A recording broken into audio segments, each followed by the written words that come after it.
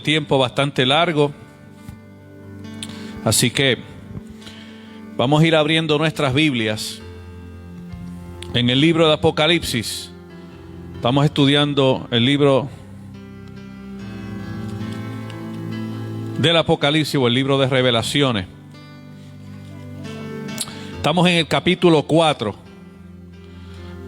El año pasado, si pueden tomar asiento. El año pasado, you may be seated.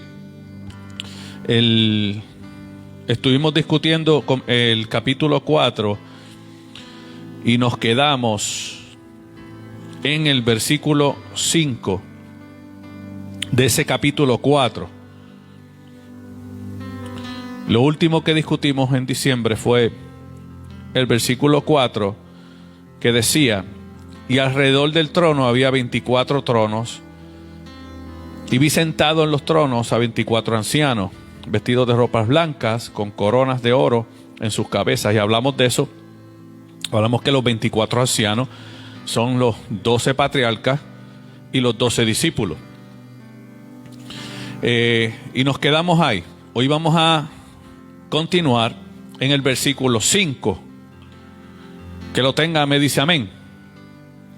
Léeme el versículo 5, si me hacen el favor.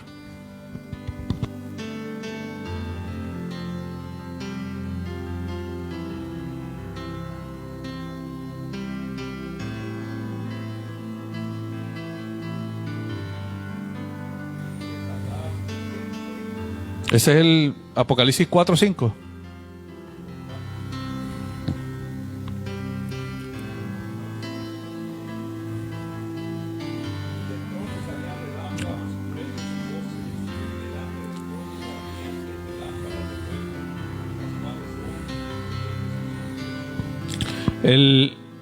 Tocamos eso para cerrar y hablamos que los 7 espíritus de Dios es lo que está representado en el candelabro judío, que se llama la morá.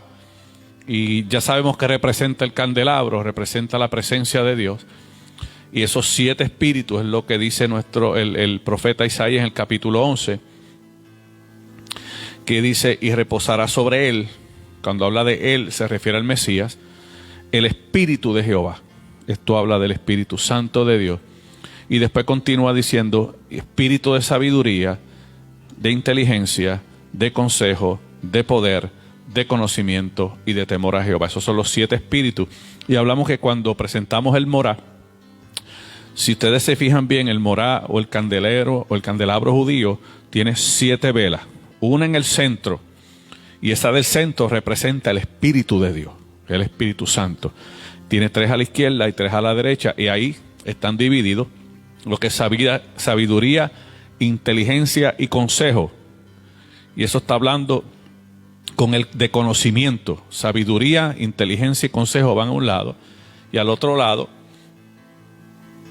habla de poder, conocimiento y temor.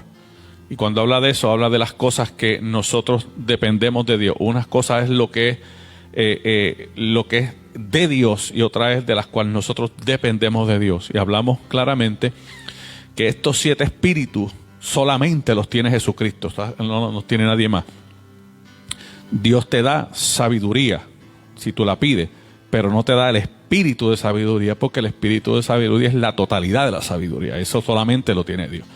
No te va a dar el espíritu de conocimiento, porque eso sería el total conocimiento, y eso solamente de Dios. Ni el consejo ni de poder, porque tú serías igual de poderoso que Dios y te daría el espíritu del poder. Por eso al único que se lo da es a Jesucristo. ¿Por qué? Porque es el mismo, es su esencia.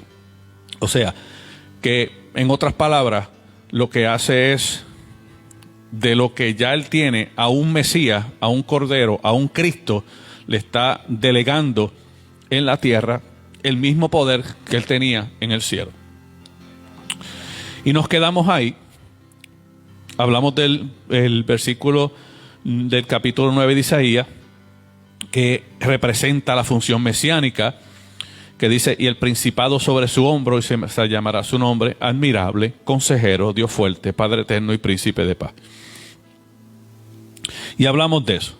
Hoy vamos a hablar sobre este versículo 5, que dice así: y del trono salían relámpagos y truenos y voces. Delante del trono ardían 7 lámparas de fuego, las cuales son los 7 espíritus de Dios, que eso es lo que hablamos hace poco. Pero hoy vamos a incluir unos cuantos versículos más, porque para no dejarlos a medias, tenemos que discutir del 5 al 9. Hoy vamos a cubrir esos, o en esta próxima clase vamos a discutir esos próximos versículos, que dice el 6, dice: y delante del trono había como un mar de vidrio semejante al cristal, junto al trono y alrededor del trono 4 seres vivientes llenos de ojos delante y detrás. El primer ser viviente era semejante a un león, el segundo semejante a un becerro, el tercero tenía rostro como de hombre, el cuarto era semejante a un águila volando. Y los 4 seres vivientes, versículo 8, tenían cada uno 6 alas alrededor, y por dentro estaban llenos de ojos, y no cesaban día y noche decir: santo, santo, santo es el Señor Dios Todopoderoso, el que era, el que es y el que ha de venir. Y vamos a discutir esos 4 poco a poco, vamos a ir detallándolo. Ahora, comienza ese versículo 5. Si tienen alguna pregunta durante la clase, por favor levante la mano y con mucho gusto la contestamos, la aclaramos. Y si no tengo la respuesta, le doy mi palabra que para el próximo miércoles se la traigo. Vamos a hablar de esa primera, esa primera parte de ese versículo 5. Dice: y del trono, el trono de Dios, salían relámpagos y truenos y voces. ¿A qué se refiere Juan? ¿Qué está viendo? Recordemos que Juan está teniendo una visión. Juan está en el espíritu y está viendo un trono que él nunca había visto. Está viendo una gloria que él jamás había visto. Y está viendo algo que está saliendo. Y lo está tratando de describir según su conocimiento. Dice que parecían relámpagos y truenos. O sea, que había luz, había ruido y habían voces. Y esto lo que representa, lo que simboliza, es el poder de Dios que salía del trono. Porque Dios es gloria, Dios es poder. Y en el trono de Dios, lo único que emana es gloria. El trono de Dios emana poder. Dios no puede apagar su poder para que la gente se sienta cómodo alrededor del trono. Por eso cuando Dios se presenta siempre ante nosotros, se presenta como un espíritu. El espíritu de Jehová. Y el espíritu de Jehová. Y el espíritu de Jehová. Esto representa también la gloria de Dios. Como decía el profeta Habacuc, en esa profecía dice que la gloria de Dios cubrió todos los cielos. Está hablando de todo el cielo, fue lleno de la gloria de Dios. Y especialmente en esta parte que está viendo Juan, recordemos que en este libro Dios le está dando a Juan una revelación de algo que iba a suceder. Él está mostrando, primero le mostró quién era Dios, segundo le mostró la condición de la iglesia, y tercero le está mostrando quién es Dios y cómo ese poder y ese juicio va a descender a la tierra, y él va a juzgar a los justos y a los injustos, como hablaron en los primeros capítulos. Y todo esto es especialmente en relación a los pecados de la tierra. Ahora, vamos a buscar Primera de Samuel, capítulo 2. Para que podamos tener más claro esta simbología. El libro de Apocalipsis, si no estudiamos los símbolos que en ellos hay, nos va a ser bien difícil poder entender lo que Juan está tratando de explicar. Vamos al capítulo 1, primera carta de Samuel, capítulo 2. Y vamos a buscar vamos a buscar 2 versículos. Primera de Samuel, capítulo 2, versos del 8 al 10. El que lo tenga me dice amén. Hermano Celedón, léeme los versículos del 8 al 10 de esa primera carta de Samuel, capítulo 2.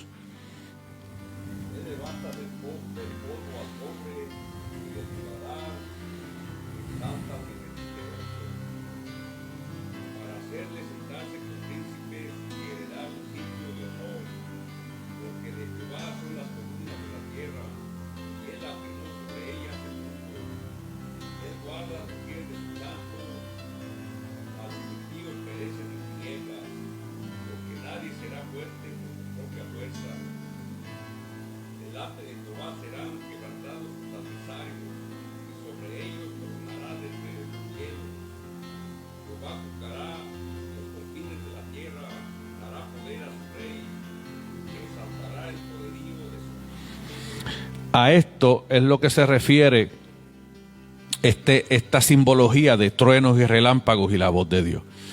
Vamos a ver esos versículos con un poquito más detalle. Y dice el versículo 8. Esta carta lo que habla es del poder, la soberanía de Dios, total soberanía. Esta sección de estos versículos lo que está hablando es que Dios no depende de nadie para ejecutar su poder. Dios no tiene dependencia porque Él es Dios soberano y exclusivo. Dios no necesita ayuda de nadie y Dios ejecuta su voluntad según Él mismo la designa. La opinión del hombre, la opinión de nada en los cielos influye en la manera en que Dios trabaja. Y vemos si comenzamos desde el versículo 7, dice: Jehová empobrece y Él enriquece. Esto habla de al que le da y el que le quita. Abate y enaltece. Él es el que te hace caer y el que te hace levantar.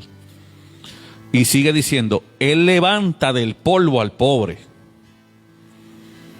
y del muladar exalta al menesteroso. ¿A qué se refiere esto? A que muchas veces Dios permite que en nuestras vidas pasemos por ciertas situaciones, no para que caigamos en vergüenza, sino que para que podamos entender cuán lejos Dios llega para tomarte y sacarte y ponerte donde Él verdaderamente te quiere. Que a veces nosotros corremos de su voluntad, sí, muchas veces, casi todo el tiempo, pero no importa cuán lejos tú corras, no importa cuán rápido tú trates de correr, a donde quiera que tú llegues, Él te va a alcanzar. Y eso es lo que está hablando estos versículos aquí. Está hablando de la gran soberanía de Dios, que nuestras decisiones no influyen. Yo puedo decir: yo no le voy a servir a Dios, yo decidí no servirle, y Dios dice: tú me vas a servir, y busca la manera y nos trastorna de una manera que sin darnos cuenta le estamos sirviendo a Dios. Mira el caso de Faraón. Caso de Faraón. Dios dice: yo puse a Faraón para gloria mía. Cuando Él manda a Moisés a decirle que liberta al pueblo, dice que Él endureció el corazón de Faraón para que le dijera que no. ¿Por qué? Porque entonces si le dice que sí, entonces no hay gloria. Ellos salen, ellos toman su tiempo, llegan a su lugar y ahí acabó toda la historia. Hubiesen llegado a Jericó y Jericó no hubiese visto la gloria de Dios. Pero cuando llegan a Jericó, Jericó tenía miedo porque decía: nosotros vimos lo que Jehová su Dios le hizo a Faraón, que era el Dios de esa época. Faraón para toda esa región era un Dios. La gente tenía que adorar a Faraón.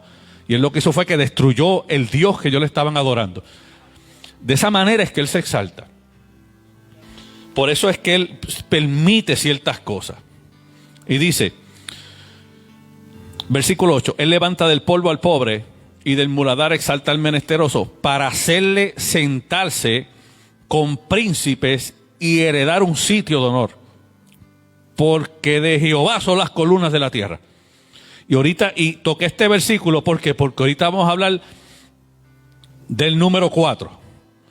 Hablamos de 4 cosas. Y estén pendientes y grábense en este versículo para que podamos encajar en cuando entremos a esos versículos 6 y 7 de Apocalipsis. De ese capítulo 4. Dice: porque de Jehová son las columnas de la tierra. ¿Qué representan las columnas? Las columnas son los que sostienen la tierra.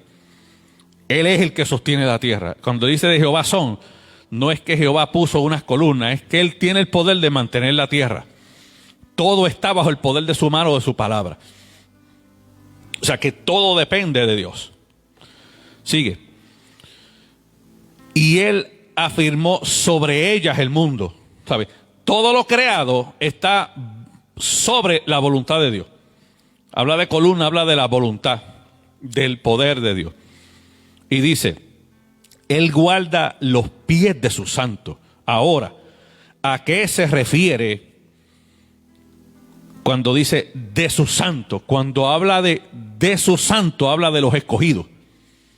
Cuando Dios te escogió desde antes de la fundación del mundo, nosotros, antes de chocar con el Galileo, en ese momento sublime que tuvimos ese choque con el Galileo, nosotros estábamos totalmente descarriados. pensábamos que teníamos control de nuestra vida. Pensábamos quizá, no, yo sé lo que estoy haciendo. Y no sabíamos nada de lo que estábamos haciendo. No, yo tengo control de mí. Y lo primero que teníamos era total descontrol de nuestra vida. No, yo soy lo suficientemente maduro para tomar mis decisiones. Y cada decisión que tomaba salía mal. Y Dios nos permite en la libertad permisiva de Dios que nosotros lleguemos hasta ciertos límites sin que nos hagamos daño.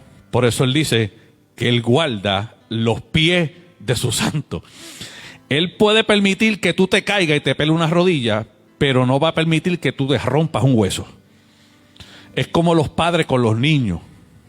A veces tú tienes niños y los niños cuando llegan a cierta edad, ellos lo que quieren es correr, porque ellos lo que necesitan es correr, no importa para dónde ellos van a correr.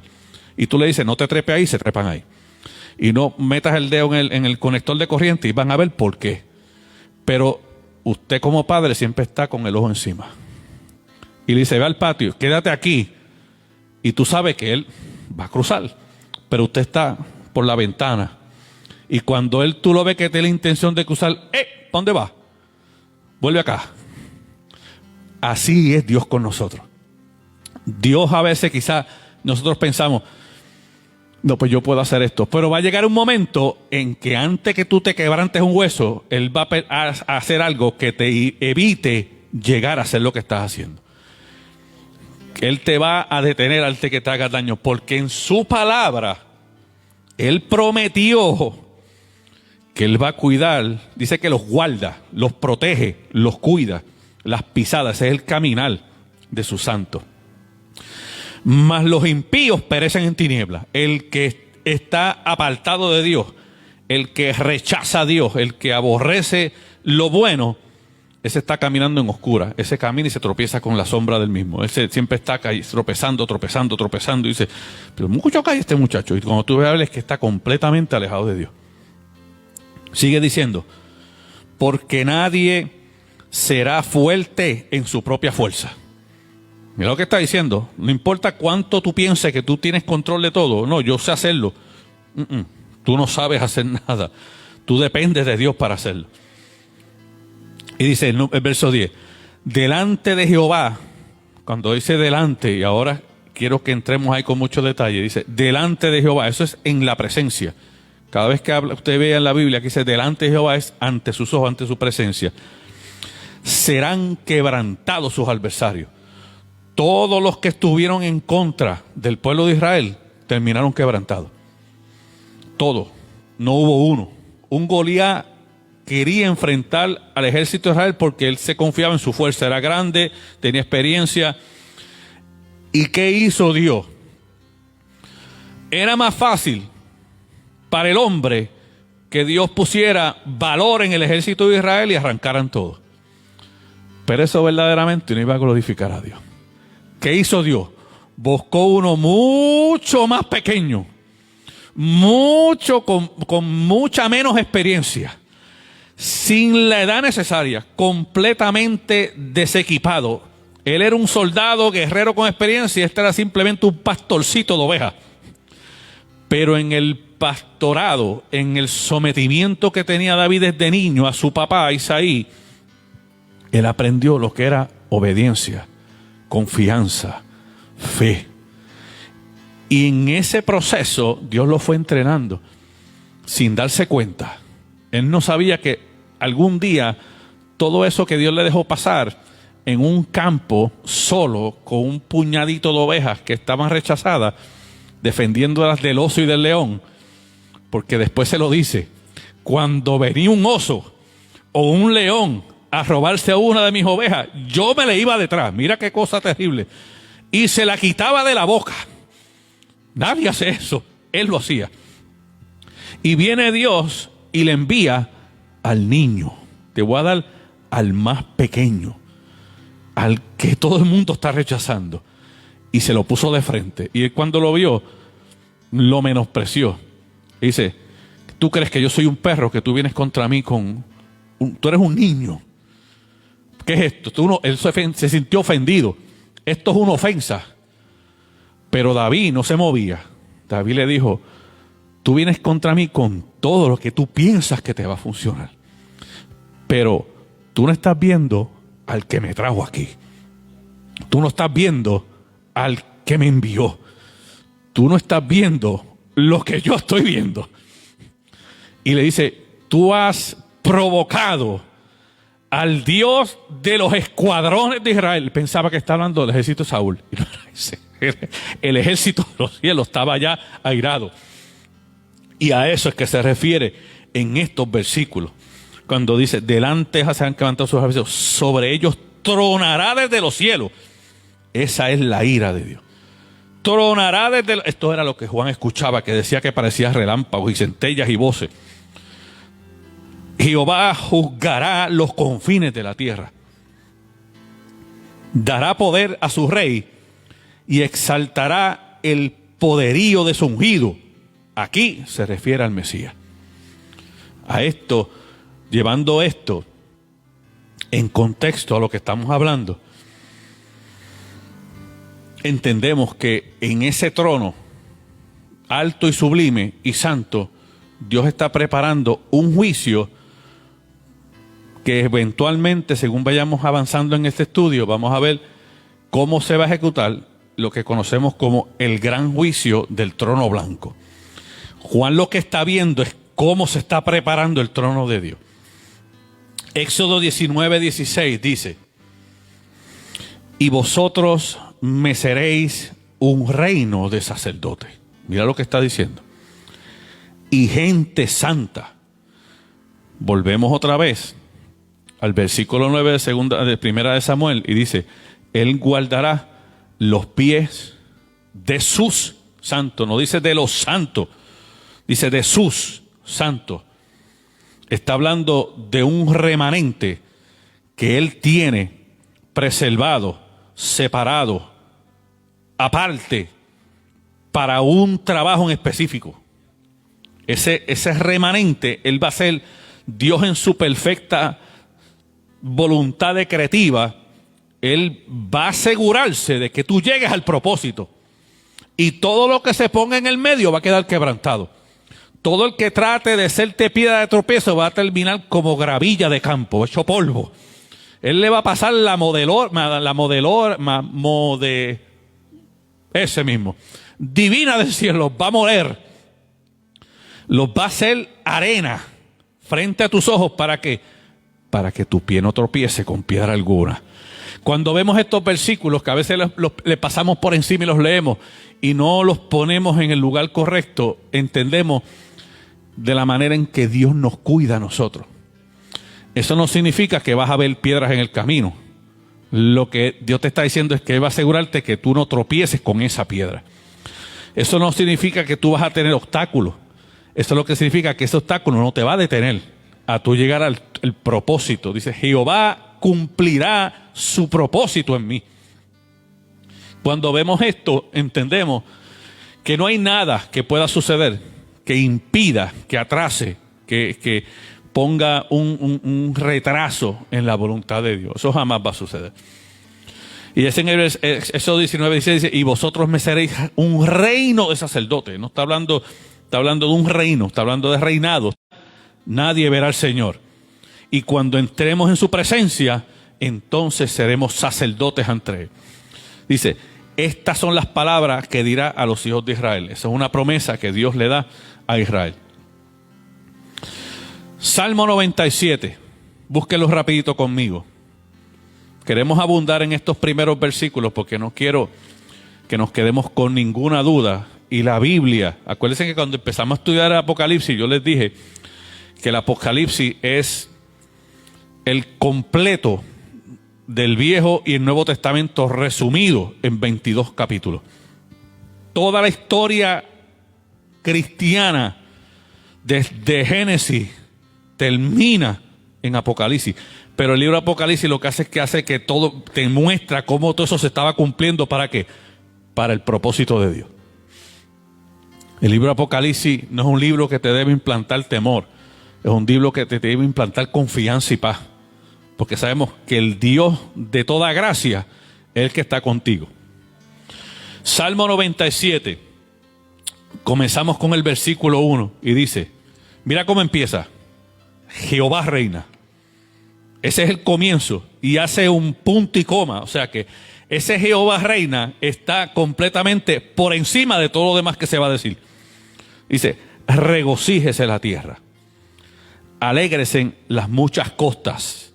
¿Por qué menciono esto de las costas? Porque ahorita hablamos de las 4 columnas. Y vamos a seguir hablando para que vayamos encajando en lo que los quiero llevar. Y dice versículo 2, nubes y oscuridad alrededor de él. Justicia y juicio son el cimiento de su trono. Es donde está basado en justicia y juicio. ¿Por qué? Porque el juicio de Dios, aun cuando para nosotros nos parece injusto, es santo, perfecto y justo. Dios nunca bajó juicio sobre un justo. Nunca. Al justo lo sacaba, al justo lo preservaba, al impío era el que le caía todo el peso del brazo de Dios. O sea que, aunque nosotros digamos, pero pastores, que Dios hizo eso, abrió la tierra y se tragó a toda la Coré con todos los que estaban con él. Ay, pastor, pero es que eso está difícil. Pero no fue injusto. Que mandó un diluvio. Pastor, hombres, mujeres, niños, animales, bestias. Todos se fueron. Pastor, pero no fue injusto. Dice que la maldad era tanta, y tanta, que el único justo que encontró fue Noé. En toda la tierra. ¿Tú te imaginas la calidad de vida que había ahí? ¿Tú sabes la calidad de vida donde en todo este planeta solamente haya una familia buena y todo lo demás sea malo? Entonces, a veces el que no conoce a Dios dice que Dios es cruel en su juicio. Dios nunca ha sido cruel en su juicio. Si Dios fuera cruel, entonces no sería santo. Quebrantaría su santidad. Entonces, el juicio sería igual al juicio del hombre. Dice, versículo 3, fuego irá delante de él y abrazará sus enemigos alrededor. Ustedes han escuchado este versículo mucho. Espíritu Santo y fuego. ¿Lo han escuchado, verdad? Amén. Muchas veces. En ese versículo que habla de Espíritu Santo y fuego, habla de dos cosas completamente separadas. El Espíritu Santo, acuérdate que cuando Jesús habla eso, le está hablando a unos fariseos y estaban los discípulos. Y cuando habla de Espíritu Santo y fuego, lo habla en dos formas diferentes. Espíritu Santo habla de aquello que Dios está sacando, levantando, bautizando, restaurando, limpiando. Y fuego es juicio. A veces escuchamos corito, baja fuego, eso es juicio. A veces cantamos corito y no sabemos lo que estamos diciendo. Cuando tú hablas de fuego, hablas de juicio. Todo lo que habla de fuego en la Biblia es juicio. Cuando habla de el oro se purifica en el fuego, habla de la dureza que le cuesta al hombre pasar para ser santo como Dios lo quiere. Cómo Dios tiene que quemarte. El fuego habla de dolor. Las cosas que nos cuesta desprendernos de ellas duelen. ¿Tú sabes lo que le cuesta a un alcohólico dejar el alcohol? Y Dios te lo quita en un segundo. ¿Tú sabes lo que le cuesta a una prostituta dejar la prostitución? Y Dios la saca en un segundo. ¿Tú sabes lo que le cuesta a un adicto a droga dejar la droga? Y ellos mismos no pueden. Y Dios te limpia en un segundo. ¿Sabes? Todas esas cosas, el fuego de Dios te limpia, te purifica. Por eso a veces nos quejamos de cómo Dios trabaja con nosotros, pero es que mientras más dura es nuestra adicción, el ser humano es adicto. Por naturaleza somos adictos. Mire, a veces somos adictos al trabajo. A veces somos adictos a los juegos. Somos adictos a los automóviles. Somos adictos al televisor. Somos adictos al celular. Somos adictos al internet. Somos adictos al Facebook. Si sigo mencionando, somos adictos a la comida. Somos adictos. El ser humano está lleno de adicción. Y Dios rompe todas esas adicciones. Es como cuando usted castiga a un adolescente, usted le puede decir, métete a tu cuarto y no salga. Eso para ellos está, ay, bendito, lo que me diste fue más paz. Pero dile, te voy a quitar el celular. Oh, no, papi, mejor dame una pela. Prefiero que me des 4 correazos antes y déjame el celular. Prefieren un castigo físico antes que tú les quites algo que a ellos los mantiene entretenidos. Dios muchas veces a nosotros nos quita el entretenimiento de muchas maneras. Todo lo que nos distrae de Dios, Dios hace lo que sea. ¿Por qué? Porque Él tiene que guardar las pisadas de su santo. Entonces, sigue diciendo, sus relámpagos alumbraron el mundo y la tierra vio y se estremeció.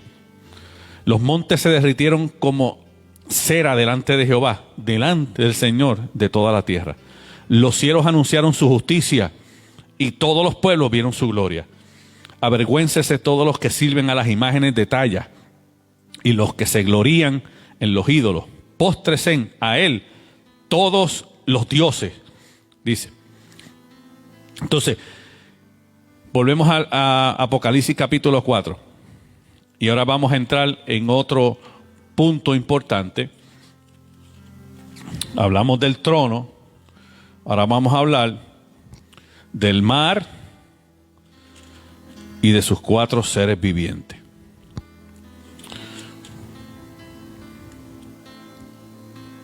Y dice y vamos al versículo 6. Y dice, y delante del trono había un mar, y delante del trono había como un mar de vidrio semejante al cristal.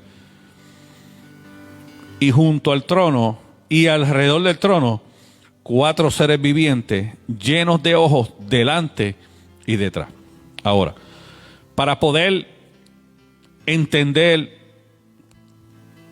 quiénes eran estos 4 seres vivientes, yo quiero leerle ahí mismo en ese capítulo 4 de Apocalipsis los próximos versículos, porque todos estos siguientes versículos están encajados con ese. Voy a empezar otra vez del 6. Y delante del trono había como un mar de vidrio semejante al cristal. Junto al trono y alrededor del trono 4 seres vivientes llenos de ojos delante y detrás. El primer ser viviente era semejante a un león, el segundo semejante a un becerro, el tercero tenía rostro como de hombre y el cuarto era semejante a un águila volando. Y los 4 seres vivientes tenían cada uno 6 alas, alrededor y por dentro estaban llenos de ojos y no cesaban día y noche de decir, santo, santo, santo es el Señor Dios Todopoderoso, el que era, el que es y el que ha de venir. Entonces, vamos al libro de Ezequiel. Ahí necesito que usted me acompañe. Libro del profeta Ezequiel, porque a quien Dios le da esta profecía es a Ezequiel. Ezequiel, capítulo 1. Por eso les al principio que vamos a estar navegando en Viejo y Nuevo Testamento. ¿Lo tenemos, iglesia? Ok. Mira, no voy a agarrar el versículo 1, porque eso habla del tiempo, pero vamos a empezar por el versículo 3, que es donde comienza esta explicación. Dice, vino palabra de Jehová al sacerdote Ezequiel, hijo de Buzi, en la tierra de los caldeos, junto al río Quebar. Vino allí sobre él la mano de Jehová. Y dice versículo 4, y miré, y aquí venía del norte un viento tempestuoso, y una gran nube con un fuego envolvente, y alrededor de él un resplandor, y en medio del fuego algo que parecía como bronce refulgente. Eso hace referencia a lo mismo que vio Juan, que vio el trono y salían relámpagos y truenos y voces.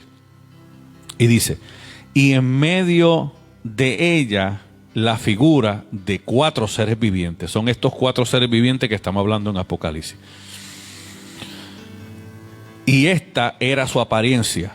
Había en ellos semejanza de hombre, Cuando habla de semejanza, habla de silueta. Parecía un ser humano. Cada uno tenía 4 caras, 4 alas, y los pies de ellos eran derechos, y la planta de sus pies como planta de pie de becerro, y centellaban de manera de bronce fungido. Era que hacían mucho ruido cuando caminaban. Cuando habla de pie derecho, habla de dirección. No habla que tenía el pie derecho y uno torcido. Era que hablaba de que su caminada era directo siempre al trono, que estaban apuntando al trono de Dios. Y dice, versículo 8, debajo de sus alas y en sus 4 lados tenían manos de hombre, y sus caras y sus alas por los 4 lados. Con las alas se juntaban el uno al otro. No se volvían cuando andaban, sino que cada uno caminaba derecho hacia adelante. Y dice, y el aspecto de sus caras, vamos al versículo 10, era cara de hombre y cara de león, al lado derecho de los 4, cara de buey, y a la izquierda de los 4, así había en los 4 cara de águila. Son lo mismo que está viendo Juan, pero de otro punto de vista. El hombre, el becerro o el buey, el águila y el león. Versículo 11, salud. Así eran sus caras, y tenían sus alas extendidas por encima, cada uno 2, las cuales se juntaban, y las otras 2 cubrían sus cuerpos. Y cada uno caminaba derecho hacia adelante, hacia donde el Espíritu les movía, que anduviesen, y andaban. Y cuando andaban, no se volvían. Cuanto a la semejanza de los seres vivientes, su aspecto era como de carbones de fuego encendidos, como visión de hachones encendidos, que andaba entre los seres vivientes, y el fuego resplandecía, y del fuego salían relámpagos. Lo mismo que estaba viendo Juan, Dios se lo muestra a Ezequiel. Y los seres vivientes corrían y volvían a semejanza de relámpagos. Mientras yo miraba los seres vivientes, he aquí una rueda sobre la tierra, junto a los seres vivientes a los 4 lados. Estamos hablando en comparación a las 4 columnas que hablaba el salmista, que era donde Dios se sostenía.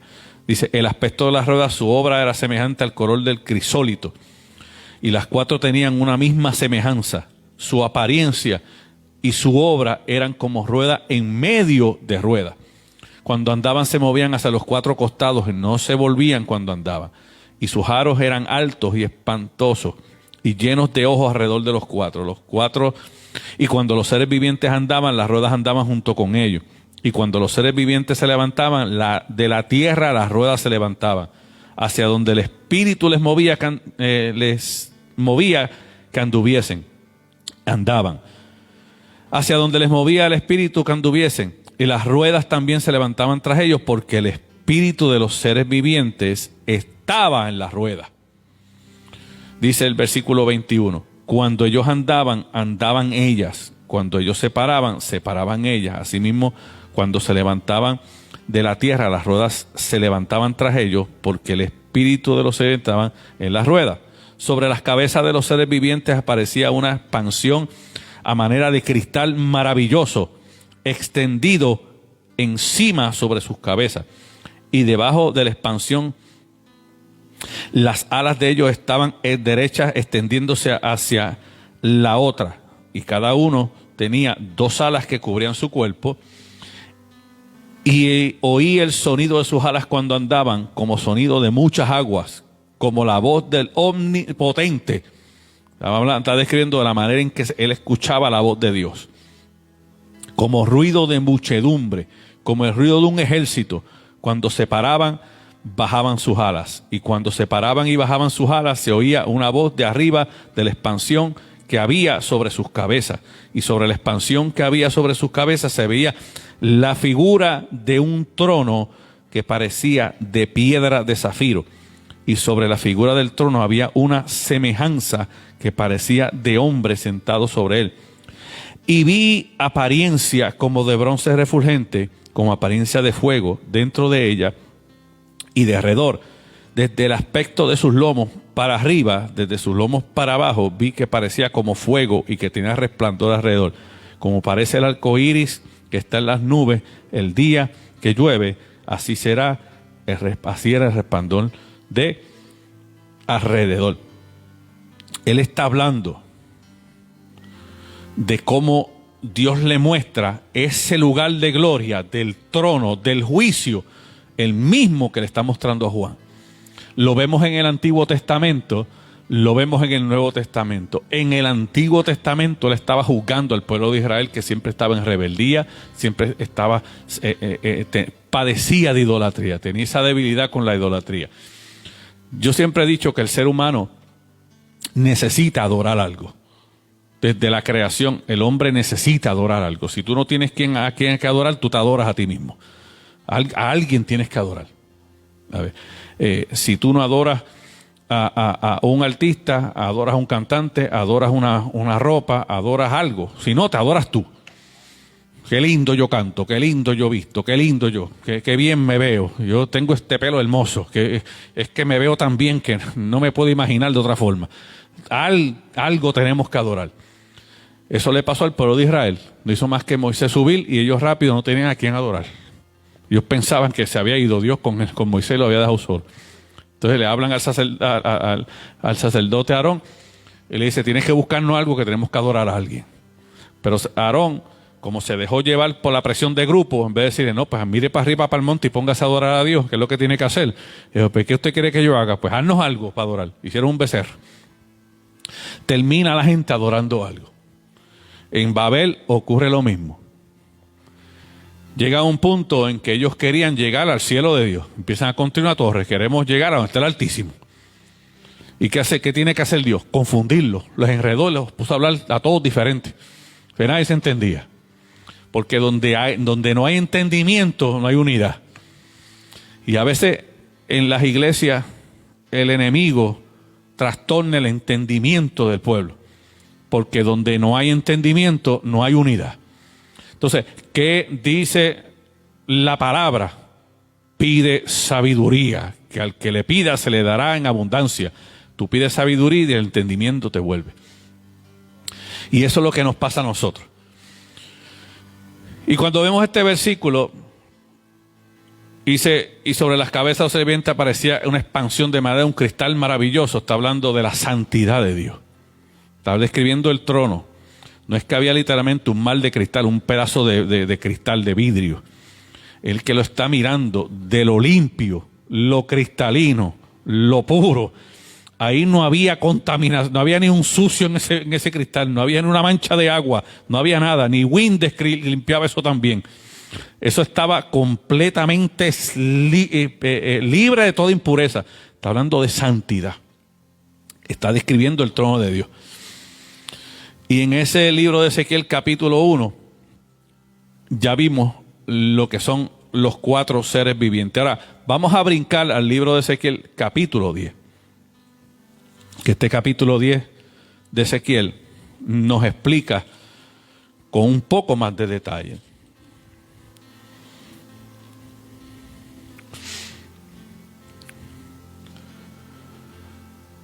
Esto que está viendo Juan. Libro de Ezequiel capítulo 10. Dice, versículo 1. Y miré, y aquí la expansión que había sobre la cabeza de los querubines, como una piedra de zafiro que parecía como semejanza de un trono que se mostró sobre ellos. Y habló el varón vestido de lino. Cuando hablamos el varón vestido de lino, siempre es el Mesías. Porque las vestiduras de Dios no son vestiduras de tela, es de gloria. Dice que su gloria cubrió los cielos. El Dios está vestido de gloria. Acuérdense que el Mesías no se creó en Belén de Judea. El Mesías siempre existió. El Cordero inmolado desde antes de la fundación del mundo. Antes que Dios dijera, hágase los cielos y la tierra, ya estaba el Cordero. Entonces sigue diciendo. como una piedra de zafiro que parecía como semejante de un trono que se mostró sobre ellos. Versículo 2. Y habló el varón vestido de lino y le dijo: entra en medio de las ruedas debajo de los querubines, que llena tus manos de carbones encendidos de entre los querubines, y espárcelos sobre la ciudad. Y entró a vista mía, y los querubines que estaban a la mano derecha de la casa cuando este varón entró, y la nube llenaba el atrio adentro. Entonces la gloria de Jehová se elevó encima del querubín al umbral de la puerta, y la casa fue llena de la nube. El atrio se llenó de resplandor y la gloria de Jehová. Y el estruendo de las alas de los querubines se oía hasta el atrio de afuera, como la voz de Dios, del Dios omnipotente cuando habla. Aconteció pues que al mandar el varón vestido de lino, diciendo: toma fuego de entre las ruedas, de entre los querubines, él entró y se paró entre las ruedas. Y un querubín extendió su mano de en medio de los querubines del fuego que estaba entre ellos, y tomó de él y lo puso en las manos del que estaba vestido de lino, el cual tomó y salió. Y aparecieron los querubines a la figura de la mano del hombre debajo de sus alas. Y miré, y aquí 4 ruedas junto a los querubines, junto a cada querubín una rueda, y el aspecto era como de crisólito. En cuanto a su apariencia, las 4 eran de la misma forma, como si estuviera una en medio de otra. Lo mismo que está describiendo en el versículo 1, te lo está describiendo en este versículo, en este capítulo 10. Y déjame avanzar un poquito más. Y dice, daban querubines. Versículo 15. Y se levantaron los querubines. Este es el ser viviente que vi en el río Quebar. Y cuando andaban los querubines, andaban las ruedas junto a ellos. Y vuelve y repite lo mismo. Está hablando de la misma gloria. Versículo 18 dice: entonces la gloria de Jehová se elevó por encima del umbral de la casa y puso sobre los querubines. Estos 4 seres que está hablando son 4 querubines de Dios. Por eso en los versículos 7 habla de esta apariencia. Dice, estamos en Apocalipsis 4, 7 a 9. El primer ser viviente era semejante a uno. Está hablando de los 4 querubines de Dios que él está viendo en el trono, en una sección, y después Dios se la muestra nuevamente. Habla de los rostros. Entonces, estos mismos querubines son los mismos querubines de Génesis 3. Cuando saca a Dios al hombre, cuando echó fuera Dios al hombre del huerto del Edén, dice que puso unos querubines y una espada. Y la espada se movía. Y los querubines estaban guardando el jardín. Pero, ¿qué guardaban los querubines? Los querubines no guardaban el árbol de la ciencia del bien y del mal, porque ya el hombre había comido de ella. Los querubines no guardaban el resto del Edén, porque ya ahí lo que habían árboles y frutas. Los querubines lo que estaban guardando es el árbol de la vida. Eso es lo que guardaba el querubín. ¿Por qué? Vamos a ir a Génesis. Porque yo he escuchado gente que me ha dicho, no, que los querubines guardaban el huerto del Edén. Los querubines, Dios los puso en el huerto de Edén. El huerto de Dios. Vamos a Génesis 3. Pero los querubines no guardaban el huerto. Ni la espada guardaba el huerto, porque eran simplemente árboles. Mira. Génesis 3, versículo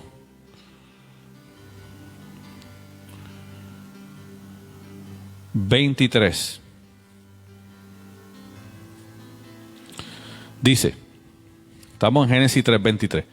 Dice, y lo sacó Jehová del huerto de Edén para que labrase la tierra de que fue tomado. Lo saca y se queda ese huerto, ese lugar específico, sin nadie.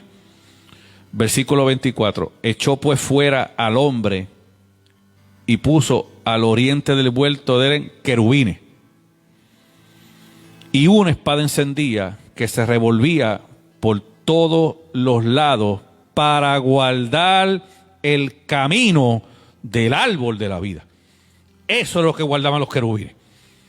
No era el árbol de la ciencia del bien y del mal, ya eso habían comido, ya no había nada que guardar. No era el resto de los árboles, ni la fruta, ni lo demás. Era el camino que llevaba al árbol de la vida. ¿Qué representa eso para nosotros hoy día? Cristo. Él mismo dijo, yo soy el camino, yo soy la verdad y yo soy la vida. Ese camino que había puesto Dios disponible con tanta facilidad al hombre, porque Dios puso al hombre en el huerto. Y el hombre pudo decir, pues déjame, la fruta está bonita, pero yo voy a comer del árbol de la vida. Pudo haberlo hecho así, pero no, porque el hombre en su avaricia lo que siempre quiere tener es que vivir más está bien, pero lo que le dañó la mente al hombre fue cuando Satanás le dice que si comía del árbol iba a ser semejante a Dios. Dice, o soy igual a Dios o vivo por más tiempo sin ser igual a Dios.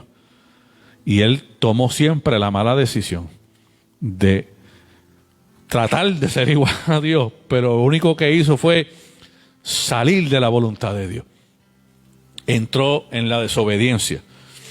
Entonces, y de esto es que se refiere, que guardó el camino de la vida. Entonces, estos 4 ángeles, ¿qué son? Estos 4 querubines, ahí mismo en Génesis. Vamos al libro, al capítulo 49.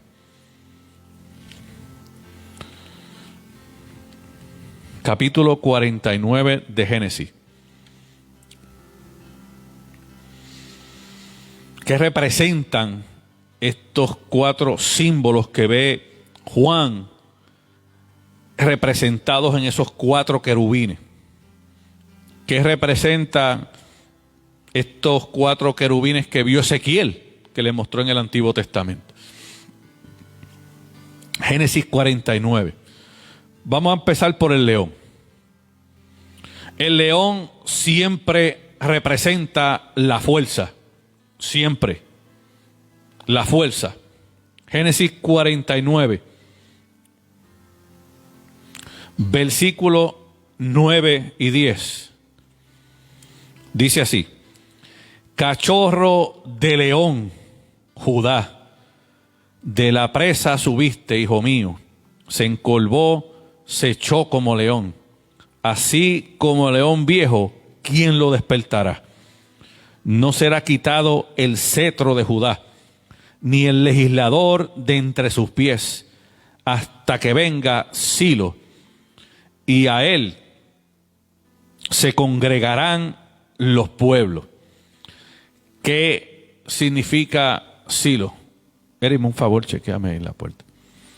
¿Qué representa Silo? ¿Qué es Silo? Silo significa reposo. Cuando habla de Silo, cuando usted escucha en la Biblia que habla de Silo, habla de paz, reposo. Eso es Silo. Entonces, ¿quién es Cristo? Él es el príncipe de paz.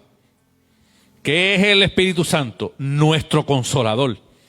¿Quién es Dios? Nuestra fortaleza, nuestro refugio. Cuando hablamos de la Trinidad de Dios, estamos hablando de todo esto. Cachorro de león de Judá, de la presa subiste. Hijo mío, se encorvó, se echó como león. Así como león viejo, ¿quién lo despertará? No será quitado del cetro de Judá, ni el legislador, el que juzga. El legislador es el que dice, es el que gobierna, es el que establece ley y norma. De entre sus pies, hasta que venga Silo, hasta que llegue a tu vida es reposo, hasta que llegue paz a tu vida, hasta que llegue el Consolador, y a él se acogerán los pueblos. Está hablando de ese primer querubín, lo que representa es la fuerza y la paz del reino de los cielos. Entonces, el segundo querubín, que está representado, que él dice que lo ve como que tenía su rostro era como un becerro, como un buey, representa el trabajo, el servicio. Vamos al libro de Hebreos. Libro de los Hebreos, capítulo 1.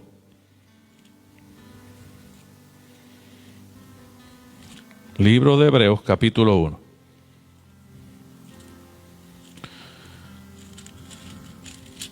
Versículo 14. Mira lo que dice. No son todos espíritus ministradores, enviados para servicio a favor de los que serán herederos de la salvación. Está hablando de ese trabajo que tienen los ángeles de Dios. Ese segundo querubín, que él lo ve con rostro como de becerro, es el que viene a servir a los escogidos de Dios. No es que te venga a hacer favores y esté sirviéndote y arreglándote tu casa. Está hablando de que viene a servirte, a darte lo que tú necesitas para que tú llegues al reino de los cielos. Es el que te va a ayudar, te va a ministrar, te va a levantar cuando te caiga. Es el que te va a estar contigo ahí, mano a mano. Es el que presenta, el que va a estar trabajando contigo. Y el del hombre, dice que otro que veía con rostro de hombre, representa lo mismo. Lo que pasa es que el del becerro representa el esfuerzo que Dios demanda de ti, que cuando tus fuerzas caen, esos ángeles ministradores te ayudan a levantarte. Y el del hombre es el servicio que te ayuda a ejecutar la voluntad de Dios. Dice la palabra que Dios nos tiene que dar a nosotros dos cosas que nosotros no tenemos. Dos cosas que por naturaleza caída, nuestra naturaleza caída nos impide ejecutarlas. Y es el querer y es el hacer. Por eso dice que Dios pone en nosotros el querer y el hacer. ¿De qué? ¿De nuestros caprichos? No, de su buena voluntad. ¿Por qué? Porque si Él pone simplemente querer hacer, usted va a querer hacer lo que le da la gana y usted va a terminar haciendo lo que le da la gana. Por eso es que no te da a ti el querer como hacer lo que tú quieras. Ese querer y ese hacer es simplemente, está adherido, está sometido a únicamente su buena voluntad. Por eso es que alguien una vez me pregunta y me dice, pastor, si Dios salva a alguien, si Dios me salva a mí, y yo me aparto de sus caminos, ¿qué ocurre ahí? ¿Dios falló? ¿Dios no tuvo la fuerza suficiente para mantenerme? Y le dije, no. Es que en su perfecta y divina voluntad, Él te va a dejar que corra, que tú camines, porque eventualmente te vas a dar cuenta que solo no vas a poder llegar. Y Él te va a traer los caminos. ¿Qué diferencia encontramos en un hombre o una persona que está siendo moldeada en la voluntad de Dios? Que cuando tú haces algo fuera de la voluntad de Dios, el corazón se te entristece, tú sientes remordimiento y tú, por dentro de ti, tú no puedes vivir. Yo hice esto mal y yo tengo que arreglar esto. Eso es un corazón que está en la rueda del alfa, está siendo transformado. Eso el Espíritu Santo te dice, lo hiciste mal, y te hace sentir hasta incómodo contigo mismo. Te hace sentir mal contigo mismo. Tú te miras al espejo y te da vergüenza. Y dices, yo tengo que pedirle perdón al hermano, porque yo de verdad, quizá le dije esto y no usé las palabras correctas. Y quizá no se lo expresé bien y lo hice sentir mal. Y tú, el Espíritu Santo te va a seguir, aprieta y aprieta y aprieta hasta que tú vayas, hermano, perdóname. No, lo que te dije no te lo quise decir de esa manera. O a tu esposo o a tu esposa, o un hijo, un padre, o un padre, un hijo. Porque a veces pensamos que solamente los hijos piden disculpas, nosotros los padres a veces les fallamos a ellos.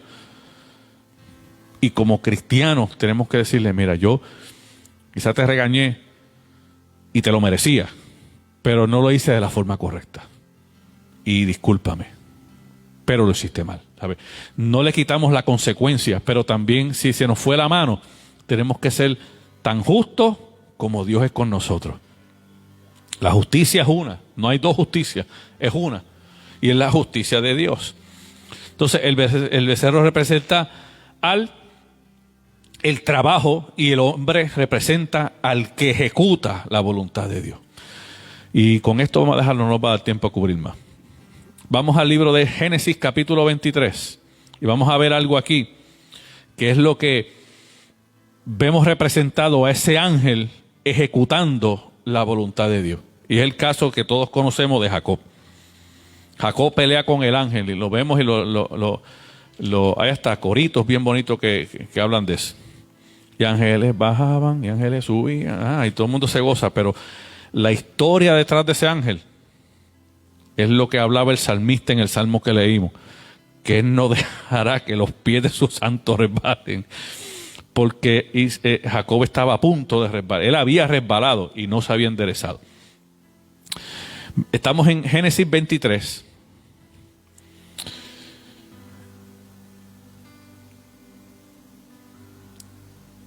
Espérate.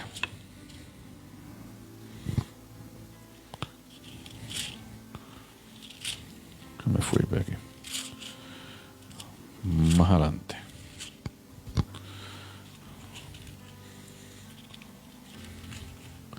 Yo 73 más. Me fue. Ok, 33. Ahora sí. Pero 32, disculpen. Lo escribí al revés. Génesis 32. Y vamos al versículo 24 de Génesis 32. Dice: así se quedó Jacob solo. Porque cuando Dios trabaja con nosotros, para poder trabajar bien, nos tiene que sacar de alrededor todos aquellos que nos distraen. Dice: y así quedó Jacob solo. Y luchó con él un varón hasta que rayaba el alba. Hubo una guerra, una batalla. Y cuando el varón vio que no podía con él, tocó el sitio del encaje de su muslo. Jacob lo que quería era que el ángel lo bendiciera, pero sin él someterse. Eso era lo que quebrantó a Jacob. Jacob sabía que él había robado algo que para el tiempo de los hebreos era sagrado, que es la primogenitura. Eso le tocaba al grande. Aunque Dios había dicho que el mayor le iba a servir al menor, aunque Dios había dicho que desde antes de ellos haber nacido, ya Dios aborrecía a Esaú y amaba a Jacob. Ya Dios lo amaba, ya Dios aborrecía a Esaú y Esaú no había nacido y ya lo aborrecía. Y lo amaba y esto no había nacido y le salió un usurpador y todavía lo amaba. Eso es voluntad perfecta de Dios. Pero él estuvo huyendo, corriendo, pero nunca se había arrepentido. Él quería que Dios lo salvara de Esaú, pero sin él dar frente y dar cara. Sin consecuencia. Y sin consecuencia no hay arrepentimiento. Lo que te lleva al arrepentimiento genuino es la consecuencia. Tú puedes pelear con el ángel y el ángel dice: pues mira, me cansé, macho, ganaste. Ya, vamos a dejarla aquí. Somos amigos. Pero eso lo iba a dejar igual. Le causó dolor. Le mostró que con quien él peleaba podía hacerlo pedazo en cualquier momento, pero no quiso. Le mostró misericordia. Cuando a veces Dios trabaja con nosotros, aunque nos duela, siempre lo hace con misericordia. Mira lo que dice, si usted lee en ese versículo, dice que lo único que hizo el ángel fue que le tocó el encaje del muslo. Y enseguida lo hizo pedazo. Pero decía que venía tiempo luchando con el ángel. El ángel no quería lastimarlo. El ángel quería que él se sometiera y se quebrantara y cambiara su modo de vivir y se arrepintiera de lo que había hecho, pero él lo que quería es que lo salvara de la consecuencia, de darle cara a lo que había hecho. Y dice que estuvo luchando, dice que ya, yo no dice cuántas horas estuvo, pero para decir que el ángel dijo: ya me tengo que ir, ya está saliendo el sol, ya me estoy cansando de ti, Jacob, y tú sigues ahí, no te arrepientes, pues déjame ver si esto te hace recapacitar. Y cuando lo sacó, ahí Jacob se rindió. Lo que llevó a Jacob a que Dios le cambiara quién era fue que dejó de pelear contra Dios. Porque mira lo que dice. Y este versículo hay que entenderlo según el momento y la situación. Estamos en Génesis 32 y dice, versículo 25, y cuando el varón vio que no podía con él, ese no podía con él, no era que no podía pelear con él, es que no podía hacerlo recapacitar. Él lo que estaba tratando de, solamente Dios sabe cuántas horas, era que él se arrepintiera. Y él quizá era la batalla. Y dice,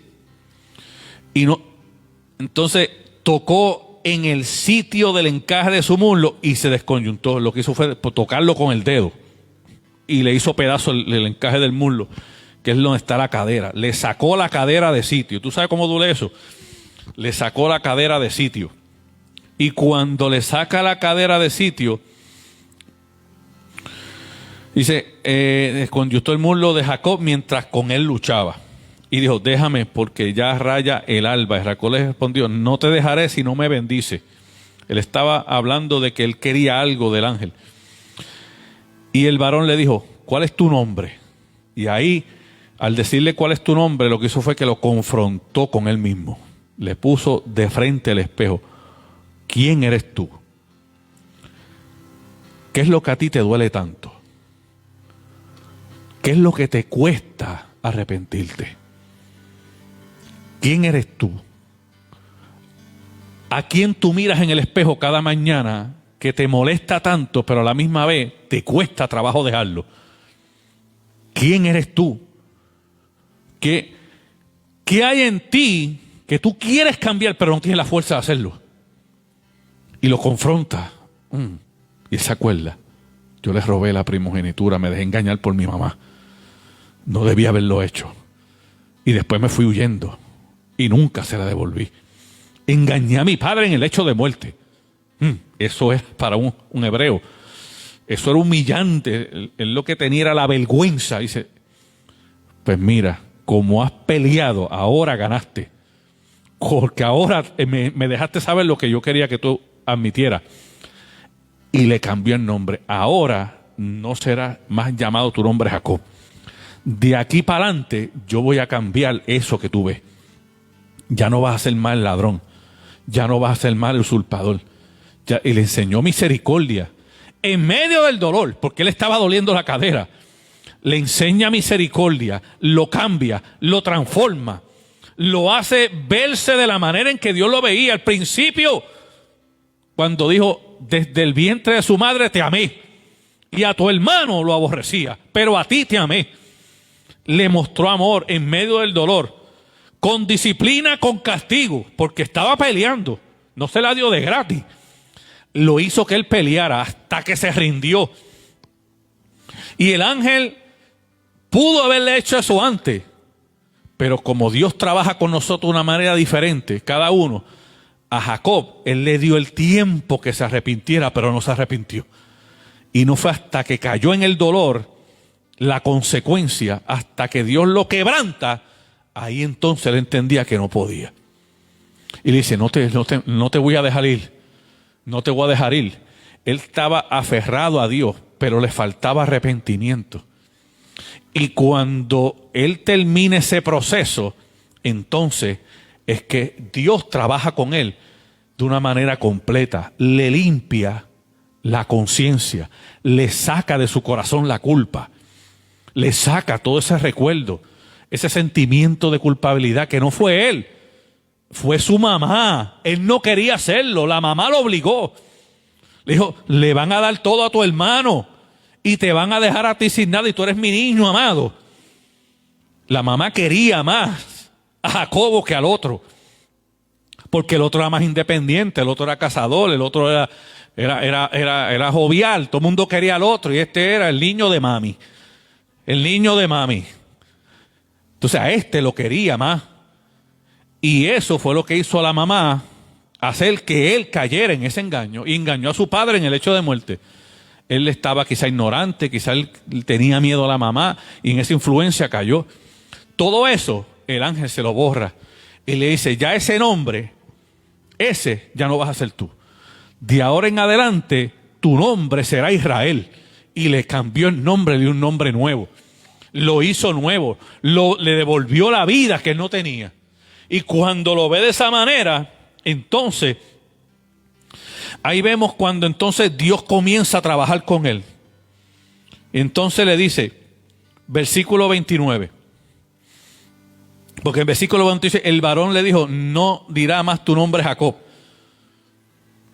sino Israel, porque has luchado con Dios y con los hombres. ¿A qué se refiere ese versículo?